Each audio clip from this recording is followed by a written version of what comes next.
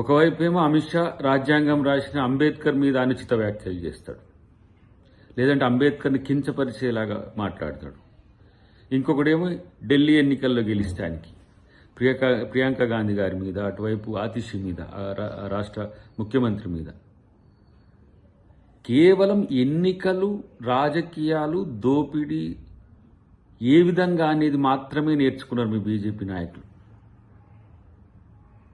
ఎవరెవరో మాట్లాడుతున్నారు కాంగ్రెస్ పార్టీ మేము అనుకుంటే పునాదులు లేచిపోతాయని. బీజేపీ పునాదులు పూసాలు కదిలే రోజులు భవిష్యత్తులో ఉన్నాయి. ఎందుకు తొందరపడతారు? ఆఫీస్ మీద దాడి చేస్తేనే అంత మీకు ఉక్రోషం, శౌర్యం వస్తున్నదే. మరి కాంగ్రెస్ ఆడబిడ్డ మీద చేసిన కామెంట్కు మీ ప్రతిస్పందన ఏంది? వారిని వెనకేసుకొస్తున్నారా? అలాంటి నీచులను, కీచకులను పెంచి ప్రోత్సహిస్తున్నది మీరు. హత్రాస్ సంఘటన జరిగితే రాత్రికి రాత్రి కాలబెడతారు. మణిపూర్లో మహిళల్ని మంటల్లో కాలబెడుతుంది మీ ప్రభుత్వం. మళ్ళీ మహిళా బిల్లు అంటారు. మహిళల పట్ల మాకు చిత్తశుద్ధి ఉందని అంటారు.